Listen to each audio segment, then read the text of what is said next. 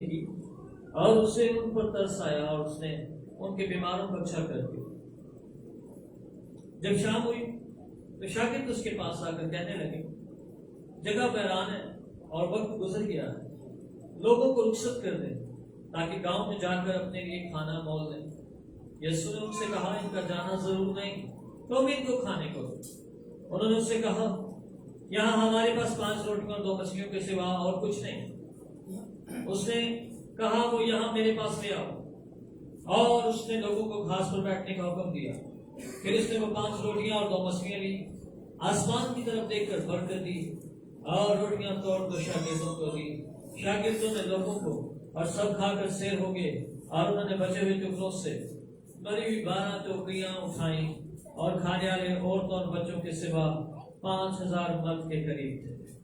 कलाम के पढ़े और सुने जाने की बरकत हम सब तक पहुंचे।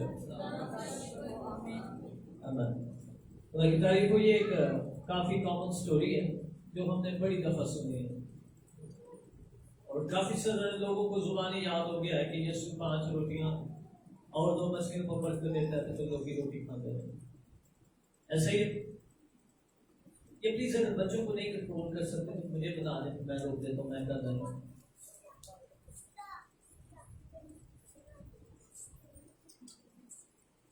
अब इंतजाम ही आपको पता होना चाहिए, लेकिन और पीछे का नाम यीशु ने क्यों 5 रोटियों 2 मछलियों को बरकत दी, ये एक अलग बात है। लेकिन आज आप इस कंसेप्ट को उसने इस तरह से सुनने जा रहे हैं। अब वो लिखा, इसका बैकग्राउंड पढ़े थोड़ा सा, पीछे से हम पढ़े तो यीशु इलाका छोड़कर जा रहा है। और जब यीशु छोड़कर जा रहा है, क्योंकि यूहन्ना बपतिस्मा देने वाले को हेरोदेस बादशाह ने कत्ल करवा दिया, वो उसके लिए दुखी है और वो किसी अलग वीरान जगह पर चला जाता है शागिर्दों को छोड़कर, वो अपसेट है। लेकिन जब लोगों को पता चलता है कि यीशु वीरान जगह पर गया हुआ, तो लोग शहरों से पैदल उसके पीछे जा रहे हैं, क्योंकि ये मत्ती के अंजील यीशु के हालात को पेश कर रही है जब यीशु अपनी शौहरत के पीक पर है। हर बंदे को खबर मिल चुकी है कि इस्राएल में एक जोरावर नबी पैदा हुआ है और उस नबी के वसीला से लोगों की जिंदगी में मौजे हो रहे हैं। जो कोई मसला है, प्रॉब्लम है, वो हल हो जाता है। इसलिए लोग जहां कहीं भी दूर नजदीक हैं, जब उन्हें पता चला कि यीशु इस एरिया में, उस इलाका में आया है, किसी ने मैसेज दिया है, किसी से खबर मिली है, वो वहां पर पहुंच रहे हैं। अब ये वहां पर पैदल पहुंच रहे हैं और यीशु किसी वीरान जगह पर पहाड़ पर हो गए। अब गौर कीजिए, यीशु दूर से लोगों को देखता है कि रश चला आ रहा है, तो उसे उस भीड़ पर तरस आया और उसने उनके बीमारों को अच्छा कर दिया। बात खत्म हो जाता, सानू शिफा मिल गई ही ठीक, आइए अपने घर भी अपने घर। शागिर्द भी यही बात करना चाह रहे। यहां पर लिखा, शाम हो गई तो शागिर्दों ने पास आकर कहने लगे, जगह वीरान और वक्त गुजर गया, लोगों को रुखसत करते ताकि घर में जाकर अपने लिए खाना मोल लें। और कीजिए, आपकी जरूरत आपकी शिफा की, कोई बीमार होगा, किसी को बदबू गिरफ्तार होगा, कोई परेशान होगा, यीशु को आए शिफा करके, बस ठीक है, अपने का यीशु अपने का। शागिर्द यही तो सोच रहे हैं और इंसान होते हुए हमारी जिंदगियों में भी यही रूटीन बनी हुई है। हमें शिफा मिलगी और यीशु कौन थे? यीशु। आप अपनी जिंदगी को गौर कीजिए, यहाँ पर बहुत सारे ऐसे हैं, मैं गिनवा सकता हूँ, बुरा नहीं बनाइएगा, लेकिन मैं गिनवा सकता हूँ। बहन अमीना की गवाही, कितने मुश्किल हालात थे लेकिन खुदा ने ठीक कर दिए। यीशु ने कर्जा किया। बहन निदा की गवाही, हमारे खालू जी बैठे हैं, लीवर बिल्कुल फेल, डॉक्टर्स ने जवाब दे दिया।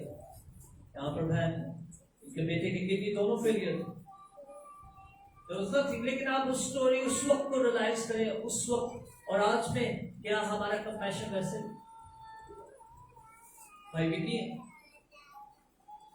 आप अपनी जिंदगी को, आपकी सबकी जिंदगी में आप इसलिए यहाँ पर बैठे हुए कि God did something, आपकी जिंदगी में कुछ बड़ा किया खुदा। अगर आमिर फातिमा मेला से आ रहे हैं तो उसकी जिंदगी में कुछ हुआ है, आप आ रहे हैं तो कुछ हुआ। लेकिन आज बहुत सारे ऐसे जिनकी जिंदगी में हुआ है लेकिन वो नहीं है, क्योंकि उनकी सोच और शागिर्दों की सोच और आज दुनिया की सोच एक जैसी हो गई। जगह पुरान है, वक्त गुजर रहा है,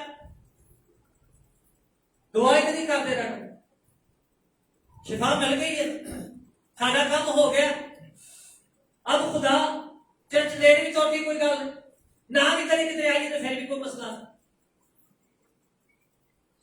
मुझे याद है आप अपनी जिंदगी में बहुत ही जब आप तड़प रहे थे, आप फंसे हुए थे, आपको कहीं से वो रास्ता नहीं था मिल रहा, आप मर रहे थे, आपकी हो पुकार करें तो उस जिंदगी में उस वक्त पर चंगा भाग के लिए गौर कीजिए। मुझे आज भी आप सबके वो चेहरे याद है और उन सबके भी याद है जो नहीं है। उस वक्त आपकी क्या हालत होगी, आपके वादे मुझे याद है, अरे इंज करेंगे यही उंज करेंगे, लेकिन आप कहां पर हैं? क्योंकि आज आपकी सोच और शागिर्दों की सोच एक जैसी है। ये शागिर्द इन्होंने यीशु को कबूल किया हुआ, पानी का बपतिस्मा लिया हुआ है, यीशु के साथ साथ चलते हैं, और सबसे बड़ी बात ये कि ये भी दुआ कर रहे थे और इनके वसीले से बुजुर्ग भी निकल रहे थे। ये खुद आके कह रहे हैं खुदावंद इब्लीस हमारे ताबे हो गया।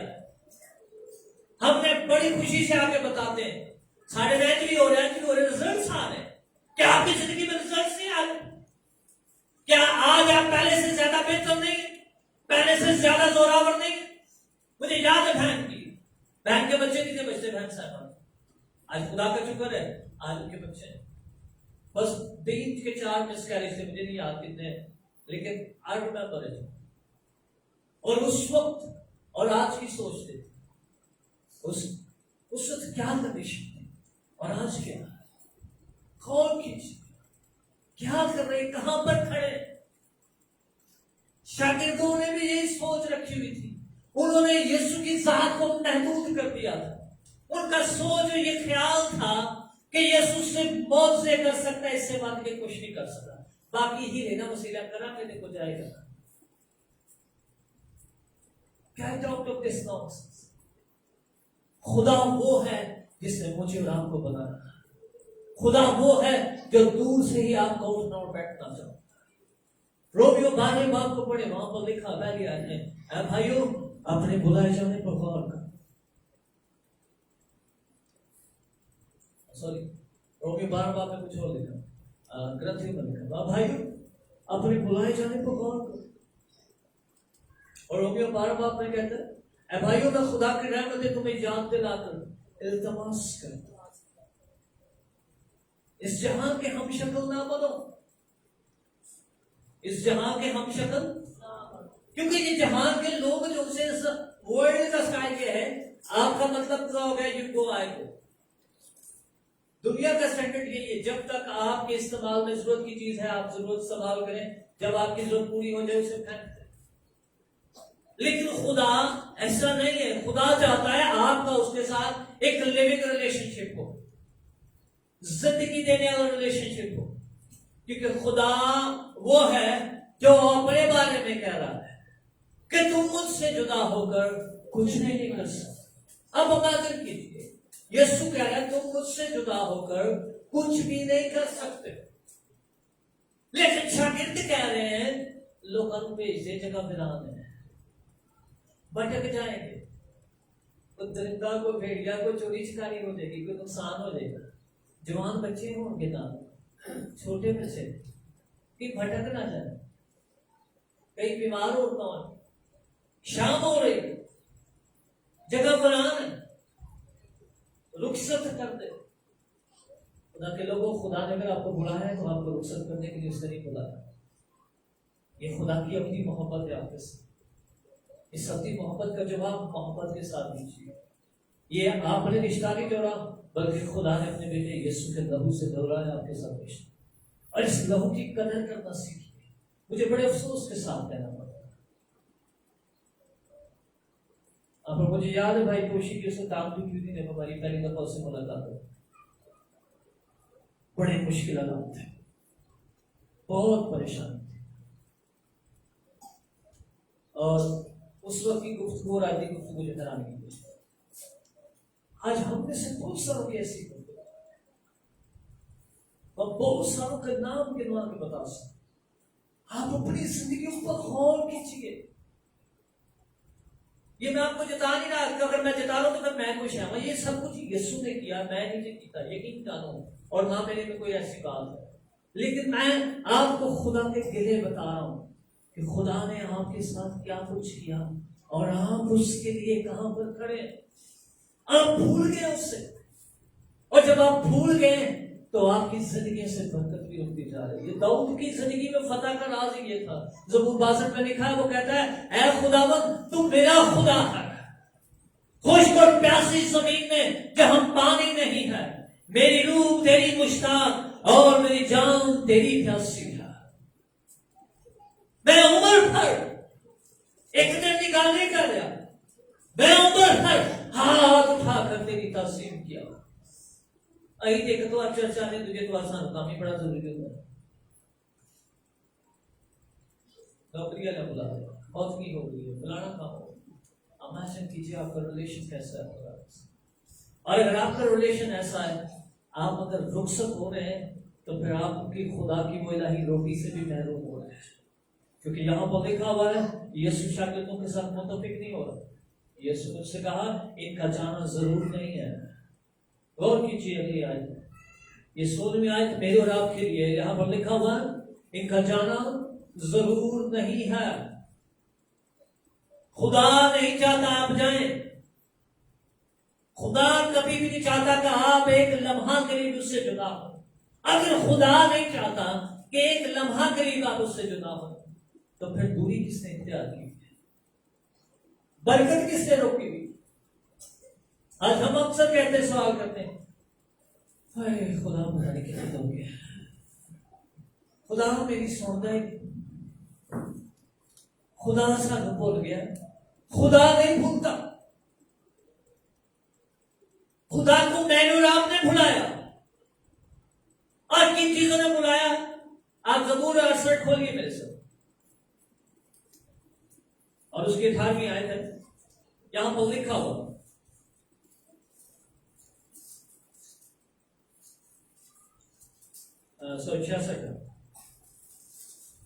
ज़बूर 66 18 में लिखा हुआ, अगर मैं बदी को अपने दिल में रखता तो खुदावंद मेरी ना सुनता।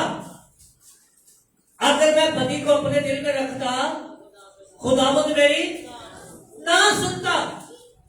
मेरे चीजों आपके दिलों में अगर बदी है ना, तो फिर खुदा नहीं सुनेगा। यशायाह 59 पर 2 आयत को पढ़े मेरे साथ।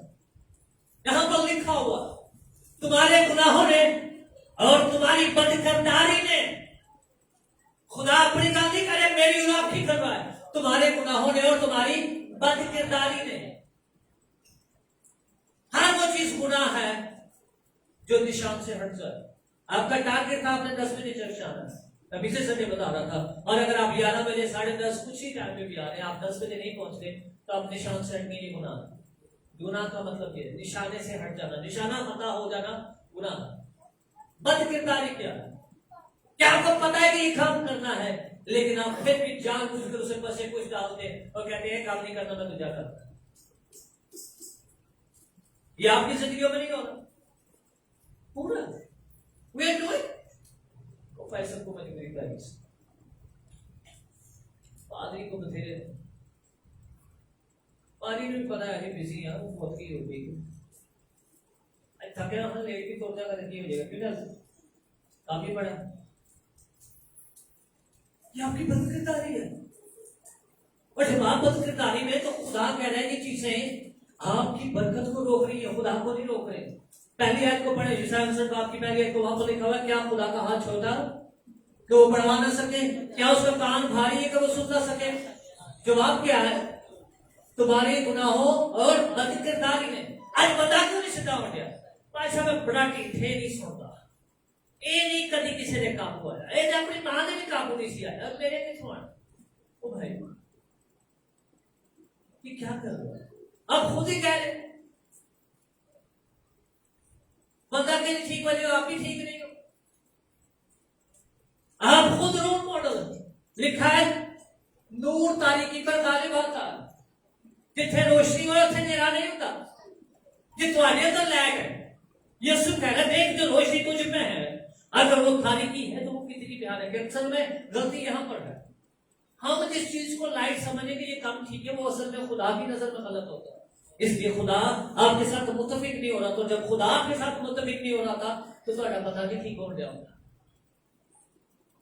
क्योंकि तू ही वो कर रहे जो खुदा की नजर में ठीक नहीं। एक शख्स ने मुझसे सवाल किया, भाई साहब देखो ना, फिर हने निकल सफीरा खुदा ने मार छड़ाई ना होने दी, उन्होंने दया यकीन नहीं की, तू ही खादम आजकल ठीक नहीं ना, तू ही हो ਉਹ ਜੇ ਤੁਹਾਡੇ ਚ ਵੀ ਰੂਹ ਹੋਵੇ ਤੇ ਵੇਖੋ ਨਾ ਤੁਸੀਂ ਉਸੇ ਟਾਈਮ ਜਾਣ ਕੱਢ ਲਓ। ਉਹ ਮੈਂ ਕਿਹਾ ਸ਼ੁਕਰ ਹੈ ਖੁਦਾ ਨੇ ਨਹੀਂ ਕੀਤੀ ਇਹੋ ਜਿਹੀ ਗੱਲ, ਨਹੀਂ ਤੇ ਸਾਰੇ ਮੁੱਦੇ ਹੋ ਜਾਣਾ ਕਰਦਾ।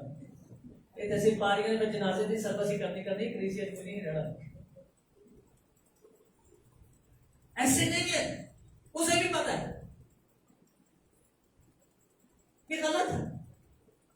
खुदा अपने नाम को जलाल देने के लिए वो अपना जलाल किसी दूसरे के साथ शेयर नहीं करता। अगर आप खुदा के जलाल के लिए नहीं खड़े हो रहे तो खुदा के पास ऑप्शंस और याद रखिए, वो आपको ले जाएगा। जब एलिया ने देखा, कलम में लिखा, एलिया कहता मैं कले रह गया, मैं ही तेरे नाम जला लूं, उसके अंदर मैं आ गई।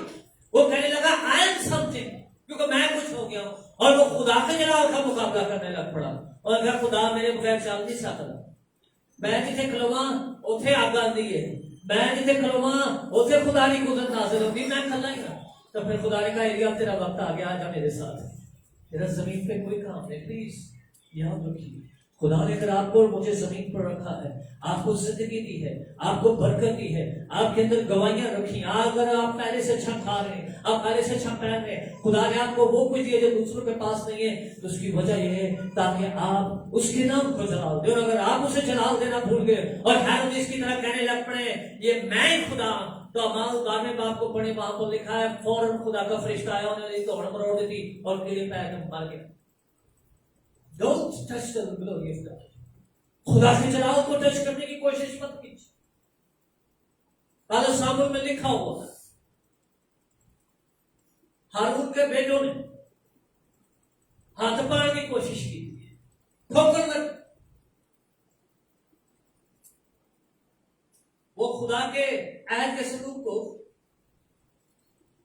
बैल की गाड़ियों पर, बैलगाड़ी पर लेकर आ रहे थे, तो आगे वो लेकर आ रहे थे, तो ठोकर लगी, और जैसे ही अहद के संदूक को हाथ लगाया तो वहां पर लिखा है खुदा का कहर उन पर नाज़िल हो गया। वो काहे थे? मखसूस थे। मखसूस लोगों के बारे में खुदा इतना सेंसिटिव है, तो जब गैर मखसूस है नहीं तो खुदा ने अभी चुना ही नहीं है, उनके बारे में क्या होगा। दाऊद ये देखकर नाराज हो गया, आधे खुदा ने बेगुनाह को मार छड़े, उन्हें की ठोकर लगी, हाथी पाड़ लगा। अब भी बात खुदा के साथ ये गिले कर होते हैं, लेकिन प्लीज ग्लोरी, इज्जत और जलाल सिर्फ खुदा के नाम के। अगर आप खूबसूरत कपड़े पहन रहे हैं तो जलाल यीशु के नाम को, अगर आपकी शादी अच्छी है तो जलाल यीशु के नाम को, अगर आपको खुदा ने को अच्छा घर देंगे तो जलाल यीशु के नाम को। मत कहा करें मैं ही शैम अजरी man get out of this, क्योंकि खुदा जिसको चाहता उससे देता और जिससे चाहता उससे छीन देता। ये मैं नहीं कह रही कलाम, ये दाऊद की गुफ्तगू थी। वो कहता है मेरे बाप, मेरे खुदा ने मुझे मेरे बाप के गला से भेड़शाला से भेड़ें चुराते हुए चुना और अपने तख्त पर लाकर बिठाया। ये उसका फसल है, और अगर उसने हमें बिठाया तो प्लीज अपने होठों को मकर की बात और अपने दिल से बदी को निकाल दीजिए। पहला पत्रस दूसरी बात देखने पड़ेगी। यहां पर भी एक और बात पत्रस ऐड कर रहा है, चीजें कोई रिपीट कर रहा है, लेकिन पत्रस एक और चीज को रिपीट कर रहा है। वो कह रहा है अगर कोई जिंदगी में अच्छे देखना चाहता है, हम में से हर कोई चाहता है हमारी जिंदगी में कोई दुख ना, कोई परेशानी ना, खुला खाइए, खुला पाइए, खुशकी खुशियां हो, दुख लागो दिन ना लगे, तेरे लागो दिन ना लगे तो फिर खुदा दे लागो नहीं लगो, तेरे तू ही चट से लागो नहीं लग जाते तो फिर दुख खुदा के अंदर आ के लगेगा, हार रोड रोड के जाएगा, दुखा जी रोड दे सब। कल मुझे सुबह को फोन आया, मैं सुबह और गलती से मैंने मोबाइल साइलेंट कर दिया, तो 7 बजे कॉल शुरू हुई, मैं उठा साइलेंट ला के सो, फिर मैं तकरीबन 8 बजे उठा था, कॉलें कर करके वो पागल हो गए।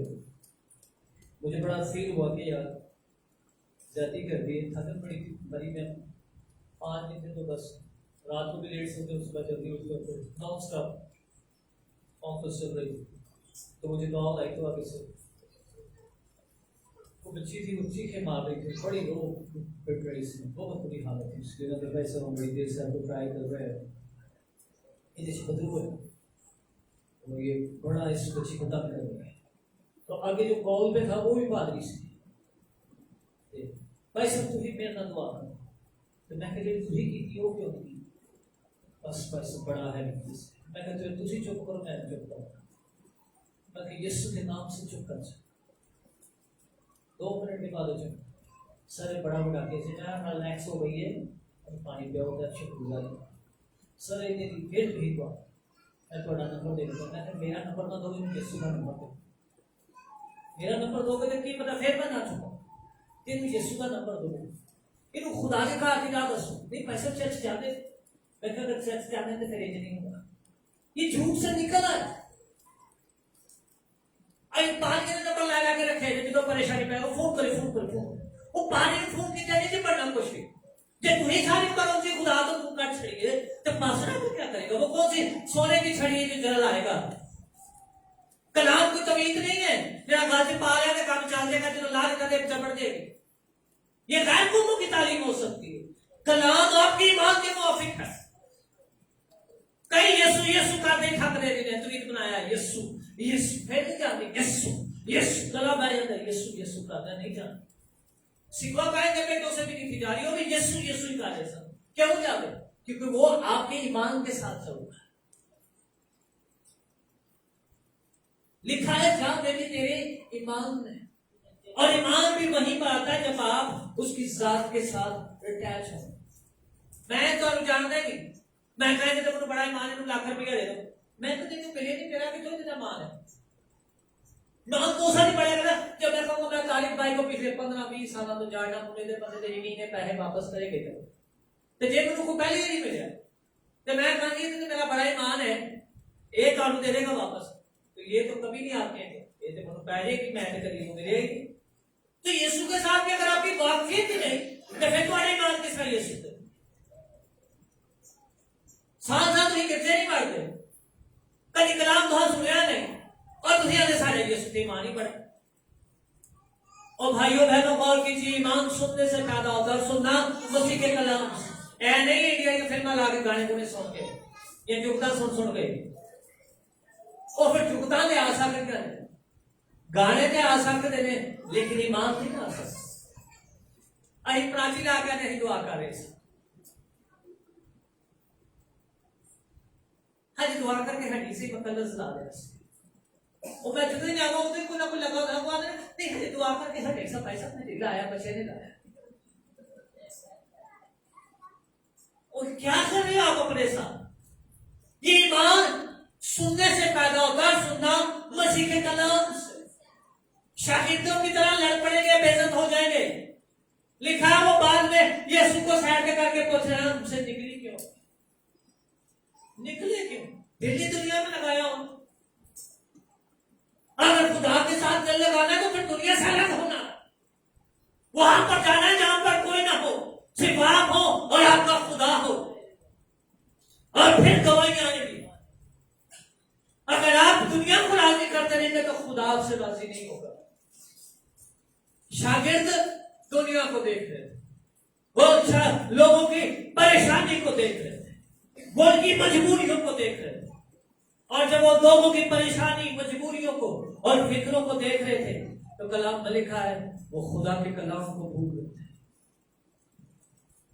लेकिन दूसरी पिक्चर को देखिए, यीशु उनकी परेशानियों को नहीं देखा, उनकी फिक्रों को नहीं देखा, बल्कि कह रहे हैं इनका जाना जरूरी नहीं है। यीशु सेल्फिश नहीं हो गए थे, ठीक है, उन्होंने परवाह नहीं लोग एडी दूरों सफर करके आए, थके हैं, उन्होंने भूख लगी है, निके निके बच्चे हैं, एक कलाम सुना भी भाषण लगे ना, लिखा वो बैठ गया और उनको तफसीलों में कलाम सुनाने लग पड़ा। आप 13वें बाप को पढ़ेंगे जो लोग आप 7 तमसीला ने 13वें बाब में, 7 तमसीला। और कहा जाता है सुबह तो लेकर शाम तक पहाड़ पे बैठा तो लोगों को कलाम सुनाई जाने। एक टाइम से नहीं, एक नहीं 2 मिनट तमसील सुना के बनाओगे, बल्कि लिखा भीड़ उस पर गिरती थी और जिससे छूटे थे मौत से उन्हें डालना दवाइयां आनी। कोई लगड़ा तो लग गया, कुछ मंगड़ा आ गया, कैसे हो गया, किसी की आंखें ठीक हो।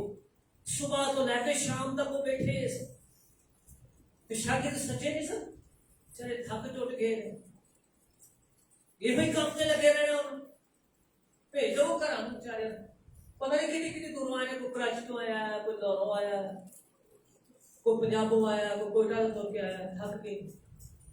लेकिन शायद शागिर्दों को देखने का अंदाज ठीक, लेकिन खुदा इस अंदाज को पता है क्यों रद्द कर रहा है?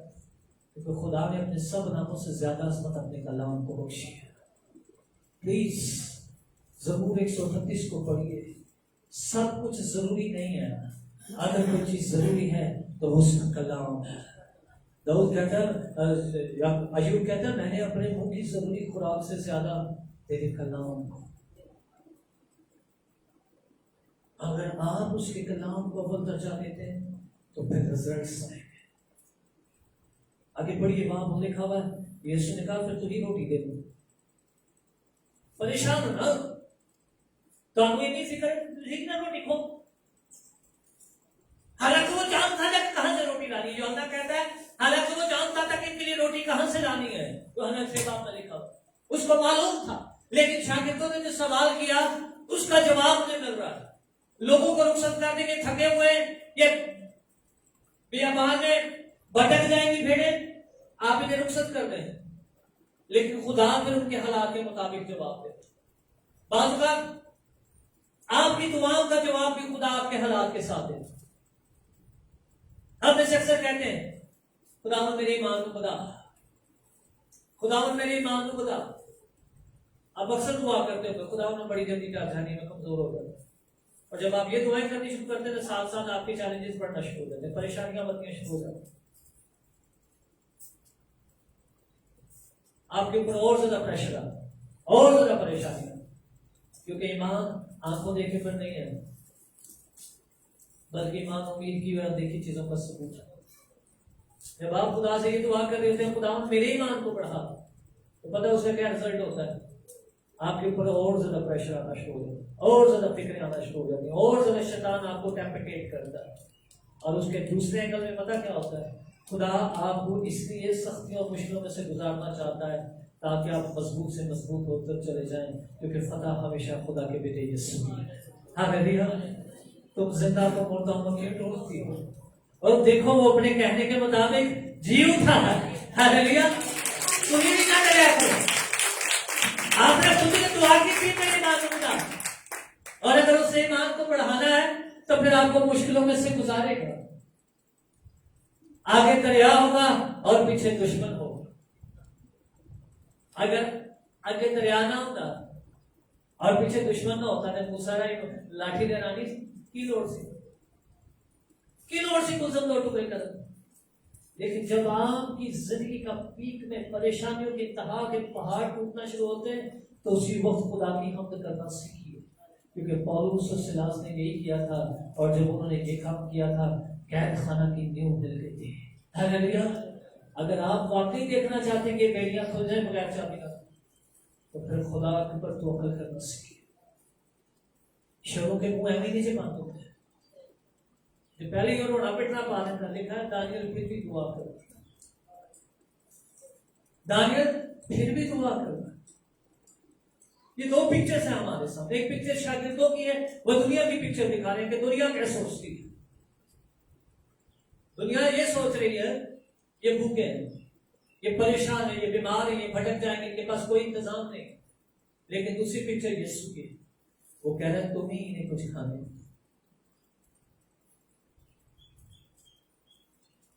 और अगर शागिर्द कहते हैं साढ़े भूखी साढ़े 5 रोटियां 2 बच्चियां रहेंगी, नहीं हो जाएगी, हम कहां से लाएं? लेकिन अगर खुदा कह रहे तुम्हें ये खाने को दे, तो याद रखिए फिर खुदा ने आपके अंदर ये चीज रखी हुई। खुदा किसी को ऐसी आजमाइश में नहीं डालता जो उसकी बर्दाश्त से बाहर। खुदा किसी को ऐसी आजमाइश में नहीं डालता जो उसकी बर्दाश्त से बाहर। खुदा ने आपके अंदर ये चीज अगर रखी हुई है, तो फिर आपके ऊपर जो कुछ आप फेस कर रहे हैं उसका सोल्यूशन आपके अंदर है। कभी मत भूलिए, मत्ती 28:18 में खुदा ने वादा किया, मैं जमीन के इंतहा तक, आखिर तक तुम्हारे साथ। God is with you every day। खुदा रोज आपके साथ है। यीशु इंसान नहीं कि वो झूठ बोले, उसने खुद कहा मैं जमीन के आखिर तक तुम्हारे साथ हूं। Every day I am with you. शागिर्द नहीं समझ पा रहे, वो कैलकुलेटर के काट के बैग लाना जी इन्ने इन्ने लेके आइए, इस हिसाब ना 200 दिनार के भी लाएंगे, तो सारी रात भी तंदूर वाले लगे रहते, रोटी पूरी नहीं। फिर भी यीशु फिर उन्हें आखिरी पॉइंट पर ले ही आया। वो कहता है जो कुछ तुम्हारे पास है वो दे। और देखते एक बच्चा है, उसको 5 रोटियां 2 बचियां हैं, उधर एक काम चला लो। उसने कहा काफी है, उसने कहा काफी है। प्लीज, खुदा हमेशा आपकी लैक को एक्सेस में बदलना चाहता है। खुदावंद हमेशा आपकी कमियों को बढ़ोतरी में बदलना चाहता है।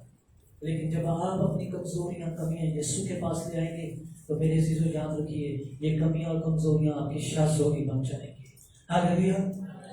आप जितने मर्जी कमजोर हैं, आप जितने मर्जी हारे हो, जितने मर्जी परेशान है, जितने मर्जी करीब है, whatever you are, जो कुछ आप अपने बारे में सोच रहे हैं, इन सब चीजों को सिर्फ एक दफा यीशु के पास ले आइए। यकीन जानिए, एक दफा यीशु छू देगा ना, तो ये सब कुछ बदल जाएगा। हालेलुया। ये रोटियों की तरह नहीं होगा। ये रोटी इंसान की जिंदगी है। उसने रोटियों को पकड़ा, शुक्र किया, और उसने अपने लाका शागिर्दों को कहा बांटना शुरू कर। बांटने जाने से घट दी। शागिर्दों को तो पता था ये 5 है,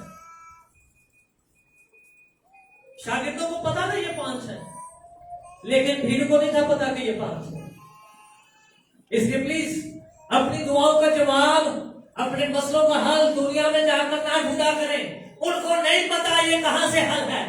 अगर आपको अपनी दुआओं का जवाब चाहिए, अपने मसलों का हल चाहिए, अपनी बरकत चाहिए, तो यीशु के पास आ जाइए। फतह आना शुरू हो जाए।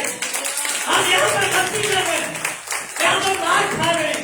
ईमानदारों, आपके मसलों का हल दुनिया में नहीं है। आप जिसके पास जाकर पूछ रहे हैं, तो आपको कुछ पता लगा है मेरे किने कीता है, तो ये तो समझाया है कि नहीं समझाया? ताड़ी बड़ी मानता है, ताड़ी को बड़ा पहनता है, उनके पास कोई हल नहीं है। अगर किसी चीज का हल है तो वो यीशु है। वो बदलू नहीं जानती, उसका बाप जितना मर्जी गला सुना, अगर उसे यीशु के पास न लेकर। लेकिन एक ऐसा भी बेईमान है, ऐसा भी खतरनाक आदमी जो कभी चर्च नहीं गया, जो यीशु को मानता भी नहीं, लेकिन वो एक चीज का इकरार करता है। रोमी सूबेदार लूका 8 वो रोमी सूबेदार की जिंदगी हमेशा मेरे और आपके लिए दुआई है। वो कहता है मैं इस लायक नहीं हूं कि तू मेरी छत के नीचे आए, तू सिर्फ कह दे, क्योंकि मैं भी किसी दूसरे के इख्तियार में हूं। मैं इसकी एक डॉक्ट्राइन आपको बताना चाहता हूं, क्लोज करना चाहता हूं। रोमी सूबेदार क्यों कह रहा है कि मैं इस लायक नहीं हूं, बल्कि तुझसे कह दे, क्योंकि मैं भी, मेरे भी जो ताबे होते हैं, जिसको हुक्म देता हूं, जिससे एक को कहता हूं जा तो जाता है, दूसरे को कहता हूं आ तो आता है। इस चीज को अक्सर हम नहीं समझ पाते। ये सूबेदार 1000 सिपाहियों का इंचार्ज है। इसके नीचे 1,100 या 1000 है, 100 थे क्या 1000 थे, मुझे करेक्ट कर दीजिए, चेक करना पड़ेगा मुझे। इसके नीचे शायद 100 सिपाही होते थे और उनमें ये सूबेदार होता था। इस सूबेदार के ऊपर एक कैप्टन होता था, उसके नीचे 1000 आते थे, उसके ऊपर फिर 10,000 आते थे, उससे ऊपर लाख आते थे, उसके बाद आर्मी चीफ आता था, और आर्मी चीफ के बाद उनका कैसर आता था, सीजर आता था। कैसर जो है रोम का बादशाह था, उसका टाइटल होता था सीजर। अब गुमान ये किया जाता था कि अगर कोई सिपाही अपने सूबेदार की बात नहीं मान रहा, तो वो सूबेदार की बात नहीं मानना, बल्कि डायरेक्टली कैसर की अथॉरिटी को, बादशाह की अथॉरिटी को चैलेंज कर रहा है। उसने बादशाह के हुक्म की नाफरमानी की है, और अगर जिसने बादशाह के हुक्म की नाफरमानी की है उसे सजा फांसी की जा सकती। तो वो इस चीज को लेकर बता रहा था यीशु को कि अगर हम बादशाह की नाफरमानी नहीं कर सकते तो तू वो है जो बादशाह का बादशाह है। आवाज वाली तेरे आगे से भाग जाते हैं, इसलिए तू नहीं खाद के नहीं देना, तो जैसे जाएंगे तो मेरा नौकर शिफा पा जाएगा। और प्लीज खुदा के लोगों, खुदा की अथॉरिटी को समझना शुरू कीजिए। जब आप खुदा की अथॉरिटी को समझ जाएंगे तो फिर आपके पास जो 5 रोटियां और 2 मछलियां है वो भी कम नहीं पड़ेगी। लेकिन इतने लखा हजारा ने वो काटे पै जाते थे। क्यों आ जाते थे? क्योंकि हम खुदा की अथॉरिटी को चैलेंज कर रहे हैं। बचे नहीं सब,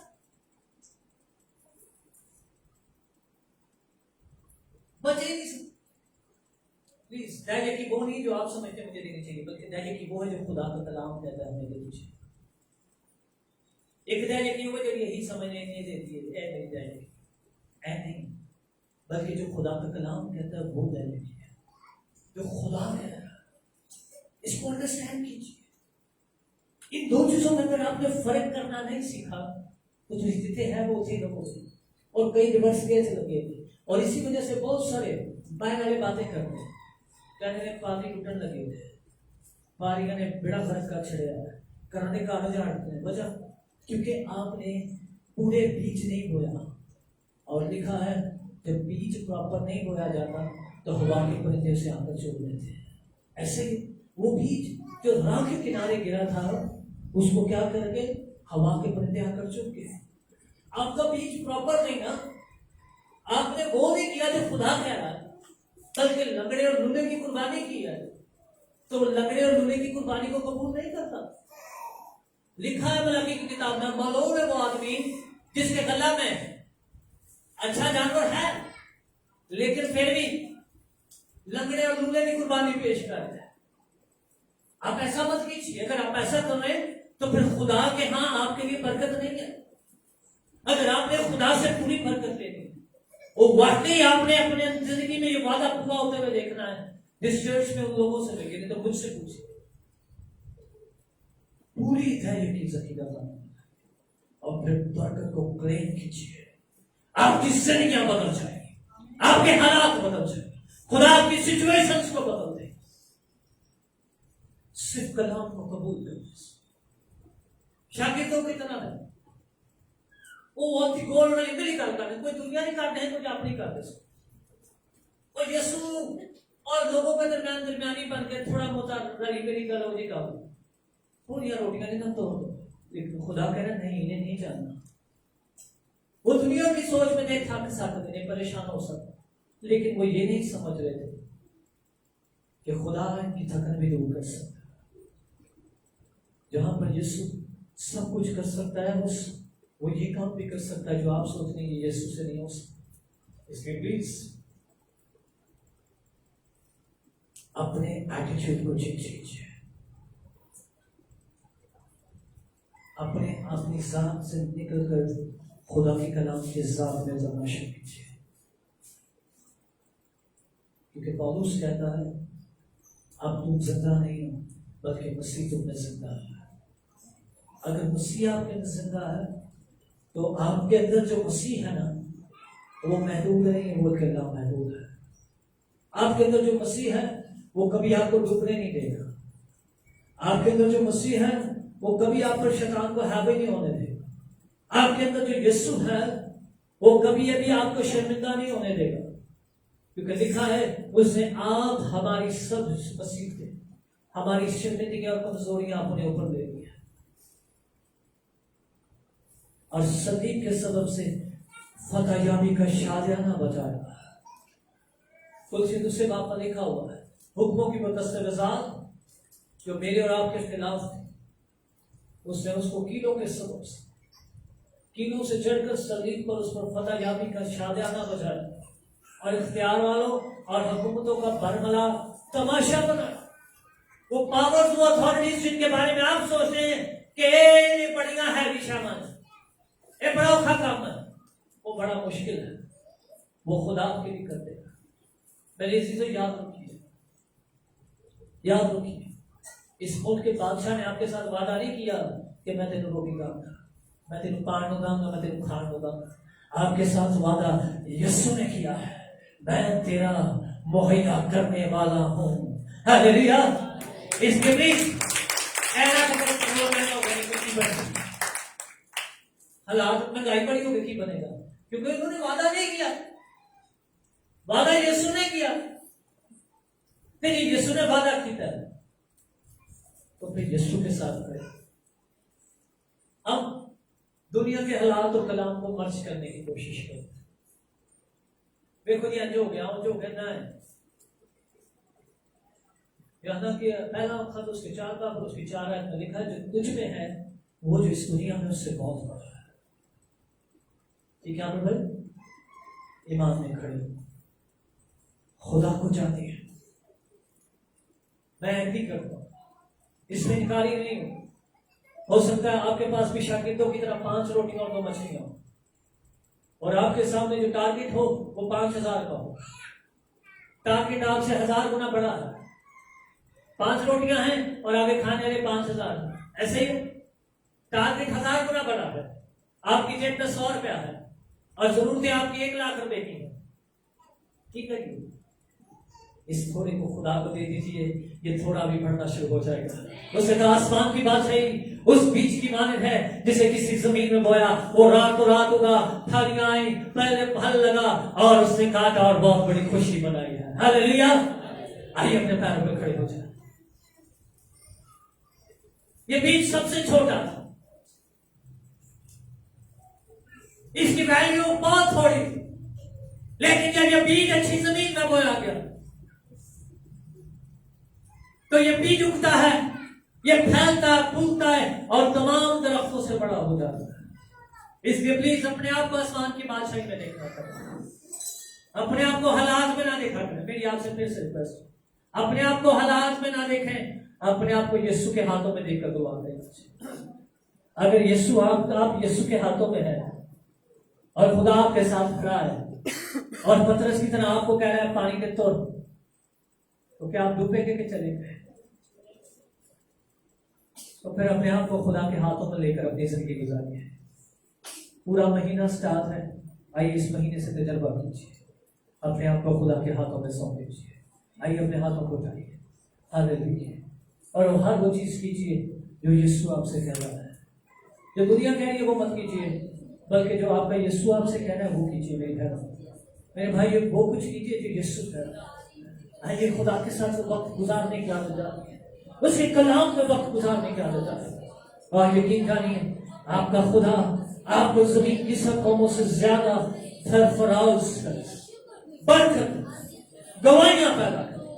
मैं यीशु के नाम में तेरी शुक्रगुजारी तो जोरावर, तू हालात को बदल देता है, तू तूफानों को थमा देता है, हवा और पानी तेरा हुक्म मानते हैं।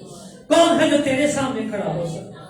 लश्करों के लश्कर तेरे आगे घुटने टेकते हैं और इकरार करते हैं तू खुदा का बेटा यीशु है।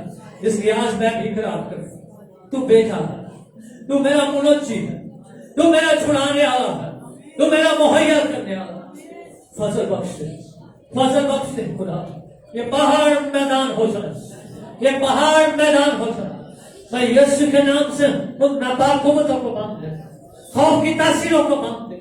तेरे लोग खौफ से निकल कर ईमान में जिंदगी बसर करना, और सारे इज्जत व जलाल तेरे बुजुर्ग नाम यीशु नाम। आमीन। अब आइए यीशु के